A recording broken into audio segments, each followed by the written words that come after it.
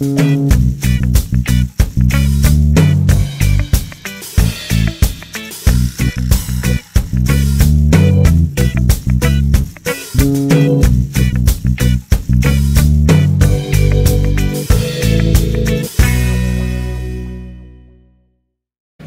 23 million. They said, you did 23 million? I said, yeah. Can I have a real piece of paper finally? So I'm not a criminal? So things can get done. And I think you need to stand and push forward and take something. Thank you. Next speaker?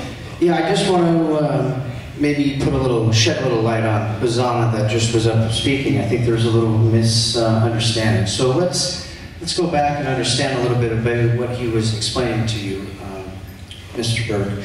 What he was trying to explain, and I think he was coming a little too hard at you, if you will, but what he was trying to explain to you is that in the United States, in 2008, there was a court case. It was called the Kelly decision. And that decision was in California. And what that helped us out as far as patients in California was to identify, i.e. with a doctor, and the doctor would be like a William Courtney, which he does juicing. And the example would be that, as Hosanna was presenting to you, that the 3 pounds is really only minimal of what a person would actually need. So, and that is the fact, and that is the truth. And if you did a little research, you would see that that is really what is needed. Now, it's not everyone that will be juicing, but if you set the limits at 5, and that the example will be this. If I went to the doctor and I had a pain, and then he gave me Oxycontin, we started at 100 milligrams for that. And of course, everyone in this room would understand that Oxycontins are heroin. So of course, you will get addicted, and then your addiction will go up. What a coincidence. And when it goes up, you will take more heroin. And by the time you're done, you're a junkie. So what I really would like to help and really employ to you, if you're the one that's making these decisions or someone that's going to go in and at least work for the people, is that the 5 plan is for the dumb people. We really need to understand that the plan itself, depending on who or what is going on, it's your situation. It is, again, the doctor and the patient that decide on what they need to take. Not the country, not the laws, and not the police. So it's you, the people, that need to stand up and take charge of your land and your rights. Because at the end of the day, it's your right to be able to medicate. And I don't care what country you're in, it's your right if you're sick. And I'll end it with, you had a young lady yesterday that I know our company, Timeless, was going to go out and see, and just give our 2 cents, if you will, and to understand her pain and what she was going through. And for all you that don't know, she was in one of your newspapers, and unfortunately, while we were planning to go out, she passed away yesterday. So again, it's the laws that are prohibiting the health and the movement. While we sit around and we have all these people talking, you guys have to understand, and Tony, you made the point. We are, and it will be legal. I have friends that are in the White House, and it will be a Schedule 2 by 2016. I guarantee you that. And if you don't step up now and get in the game, you are going to, the money that you think you're going to make, or that you want to make, the United States will just take that right away. Because you people, and I implore you, that gentleman over here that says he'll walk out and stand with you, it's time to walk out and stand. You need to get up and get busy. And that's what I want to see from the people that are here. That's the excitement of the Jamaican people. And if you don't understand, you need to understand that you have a chance to change the way the world looks at ganja. You do. But it's a matter of when and how the government can actually change this. And again, we can keep talking and we can keep going back and forth, but that's not going to solve the problems that you guys have right now. And it's really catching right now. If you don't move this peg fast and really fast, you're going to see the United States legalize, and they're going to capture the movement. It will just be done. It will be over. So thank you again for letting me speak, and thank you. What passion, what enthusiasm. We have, let me see, only 3 persons in the line. May I suggest it's the last 3? And can we limit at 2 minutes? Hi, Paul. Paul, this is for you. I know we are a forum that these just serve to flesh out ideas as you go along. But your idea of small, so-called small farmers making up the bulk for the 3 years when the thing is legalized. I'd love to ask you, if there is a demand for the product in 3 years, even before 3 years, what is wrong with the big and small producing? Is this principle any different from how the sugar industry operated in the past?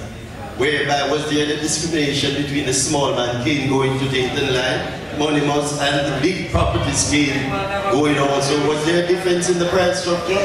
I understand. Yeah, maybe I have not, because I was guarded for time. I have tried to be very concise. What I'm trying to say, when you start, you're going to be a certain amount of demand for product. I'm hoping that we're going to insist that most of our products, most of our raw material must be converted into products in Jamaica. If there's a need for product, you allow all farmers to go up at the smaller level first before you go into the big farms. In other words, if somebody has 5 acres and you have thousands of farmers with 5 acres, thousands of farmers with 3 acres, you go up and allow as many of the small farmers to get involved. Then you need more, you say, okay, we have started with everybody limited to 1 acre in the first year. Let us go up to 2 acres. Then you go up to 3 acres. But you do that only for a certain amount of time, whether it's 3 or 5 years. But it is when you study the industry, when you study the demand, right, then you talk to the stakeholders. And if they agree, look here, we need to increase the amount, and we protect the small farmer, and the small farmer is part of that decision to increase the amount, I have no problem. In the same way I am saying, in the first 3 years, including the first 5 years, allow individuals a certain number of plants. I know you say the figure 20, 30, 40, we say, yes man, this is what you want to do from the beginning. So I think we have to be very practical as to how we grow the industry and protect the small farmer. But in growing the industry, it is about protecting the small farmer first. But you understand where I'm going. He's just basically saying we'll have equity. Okay. I'm trying to wrap up, and so I'm going to give to the last 3. The fellow in the African outfit, that young man in the African outfit. Yes, you, yes? Go ahead. Yes, I just want to refocus on those first 2 words, medicinal ganja. I mean, we have been talking about the money. I've been talking about the logistics of getting the thing right and all of that. The next term is wealth. Medicinal ganja and wealth. But I want to more say health instead of wealth. I saw, as everybody else I'm sure did, the expo by Sanjay Gupta.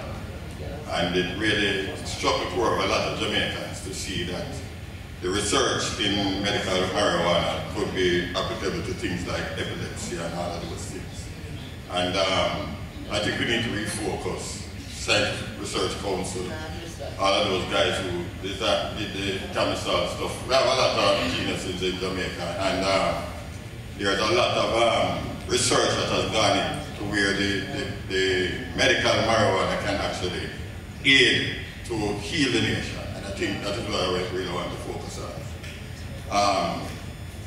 The products that are already out there, how can we bring them in, study them, those that can help to heal our children with epilepsy, autism, all kinds of other diseases. I kind of want to hear some more about this. Mr. Tony, I don't know if you have any information or if there's anybody else who can actually give us some information about it. Sure, we could go back and forth on this one if you want. So, the actual plan that I had in place, if and when, and hopefully the government will do it, if medical ganja laws were on the books and we were able to do that. There's products besides the ones that we focused on with our capsules and sublinguals.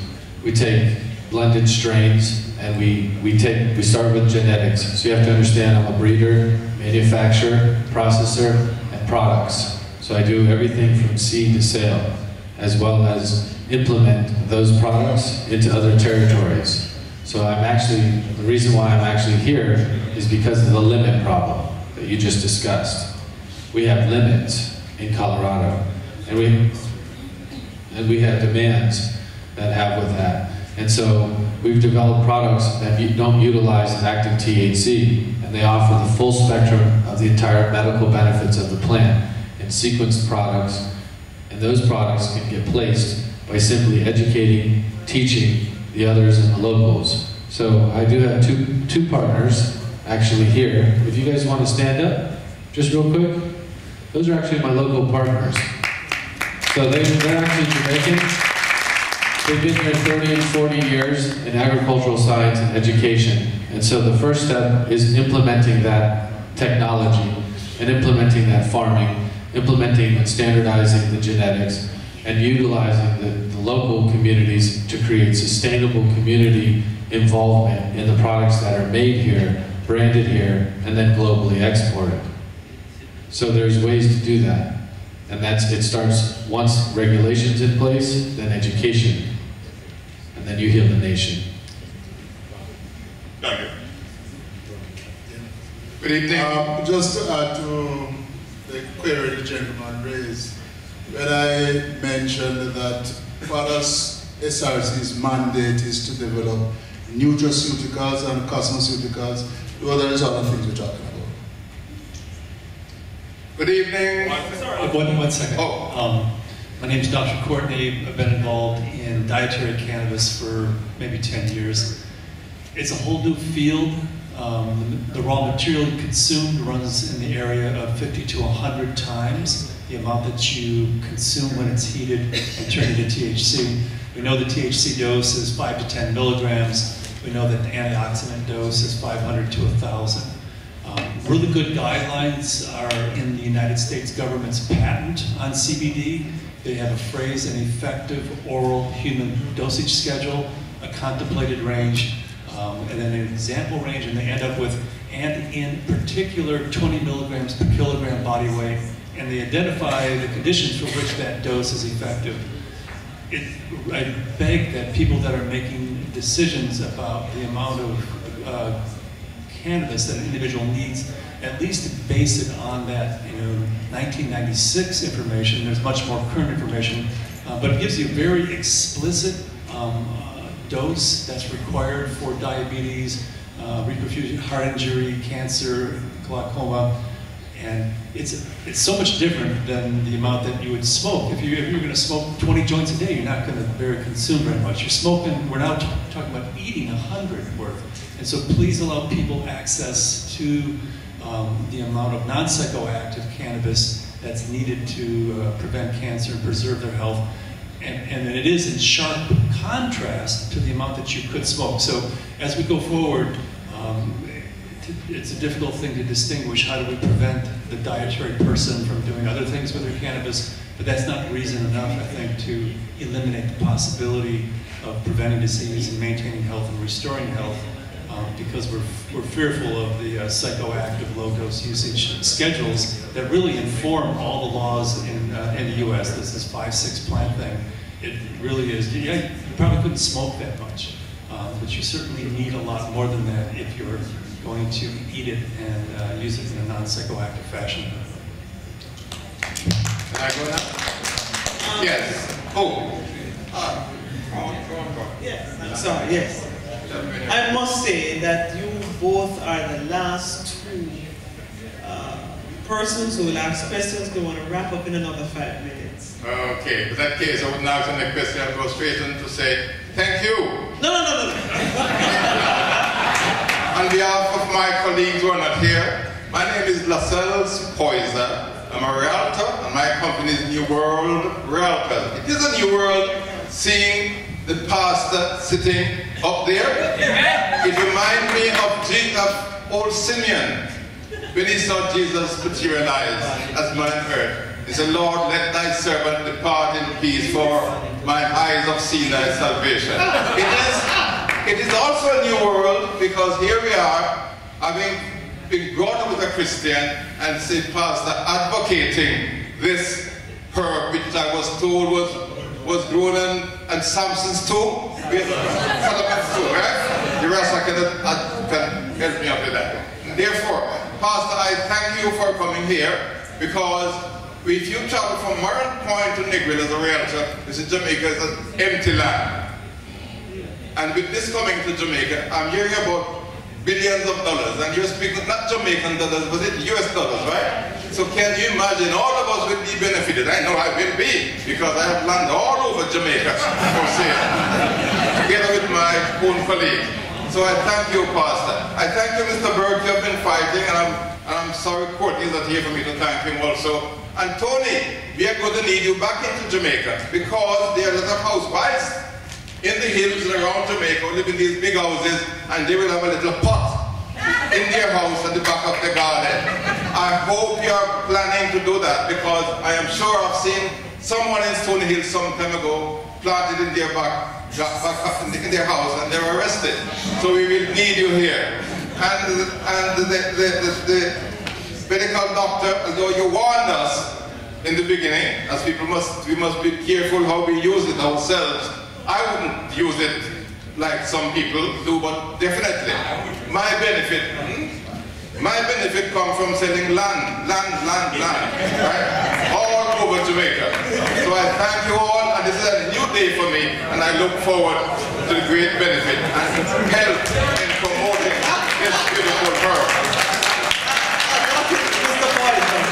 The more people want land for Ganja, the more business you do. Amen. Hallelujah. May God be praised. Final question. Dear the King, I've been told that I can only start shortly, so I'm going to try and contextualize this the best way I can think, right? On Sunday, I buried a very dear friend of mine, right? He was in an accident in 1995, and he lost a piece of his liver, his kidney, sorry, right? Now, because of this chikungunya thing, this chikungunya took him out, right? My brother died from an asthma attack. My mother died from diabetes. My father died from cancer. We have to get this thing in context. The majority of the people in graves out there would be alive now. Well, you know, time, but still, this is how important this thing is, and we're still playing with it. I asked this question 2 years ago in KC. When is the Jamaican public going to get serious about ganja? 2 years ago. But I wasn't even allowed to speak to the people. I could only speak to, what's her name? Susan Sims, and she run me out of the place. Do you know this is a school? So where else should I speak? No, this thing is serious, and we have to get this thing in context. The world is a war zone, and we are here to clear it away. We are our brother's keepers. Here? Just imagine this place like Cuba with money. This is what we're looking at. Cuba with money. Cuba has a very good system. Yeah? It's about love. It's about sharing. So it doesn't matter about the amount of land you have. It's about how much you care about the people around you. If you have it and you can afford it, let it go. What do you need? How much do we need on the planet now? With the death around us, the decimation of the motherland. This is some serious stuff, and we're playing with it. I could speak for hours, right?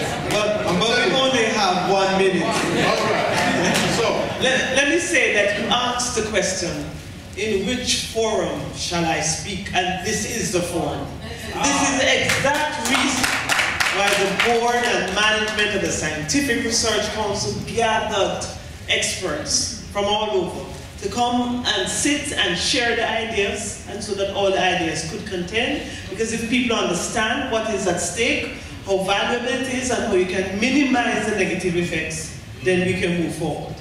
Can I add one thing? Well, because there's been a couple of things said. A couple comments were made about this ganja wealth thing, talking about health, right? So when I said that the industry, you look at the nutraceutical industry, you look at the plant-based medicine, natural herb industry, it can affect and help millions and millions of people on the planet, billions of people. And that translates to billions or trillions because of the healing properties. So that's what we're talking about. When you explore the full potential of medical cannabis in its raw form, in its semi-active, and its fully active form, there's different methodologies and delivery methods for that that will explode into products, into different things. And so that opportunity and that ability to help 70 or 80% of the public on the planet is what we're talking about. And so Jamaica has a very good situation and a position to get that going started now. And I think everyone that I've heard talk tonight, and this is just from the outside, besides the political portion and it moving fast or slow, everyone in the room wants this. Every single person understands the medical value. You have a professor, you have a pastor, you have every angle covering the fact that everybody wants what everybody wants in the room. And so you have to approach this in a systematic way, and you have to do it in a way, whether you like all the things, and I don't know everything about Paul. I've just heard everybody talking things, I don't know all of the things, but you have to take it in a systematic way. And you have to release things and not be scared. And that was the first thing I said. It's how you perceive the plan. That's your potential. One last thing. So much is about regulation. Regulation and then education. I think it should be education. And then we can make the regulations, because the people can help to define. Now, how you educate the people. We have channels here, and there is so many documentaries about ganja. We just flood the people and educate them. Just run ganja documentaries all week. This is serious stuff. It's serious. Wake the people up. You have the opportunity. That the dialogue has started. Yes. And we must continue the progress to make ganja the product, the plant of choice. My brother, Yes, just a very live discussion. I think the presentations today were excellent. Just 3 questions for thought, no response needed from the panelists. 1, how many products will Jamaica be producing from ganja should it be legalized for medicinal purposes? Which ailments are we going to be focusing on treating with these products? And how much ganja will Jamaica need to produce to satisfy that demand? Well, I thank you for those 3 important questions that we will think about and talk about some more in church, or should we say at the lounge, pastor, but at church, at the lounge, or wherever we meet to discuss how we can move forward. I want to thank you all. You've been a very good audience. Today, we at the SRC are so happy to know that we got this kind of response. And we promise you that we'll continue the dialogue, we'll continue to do the research so that we have the dream fulfilled. So the dream continues. We have come to the end of this session, this day of the conference, and remind you that tomorrow we'll look at investment opportunities and new businesses from medicinal ganja and natural products. We'll have people from the Bureau of Standards, we'll have somebody from the Kimor Bailey Foundation, we'll have people who can sit down and tell us how we can really make it happen. How we can really make it happen. We thank you all for your contribution and invite you to have a good night and get home safe.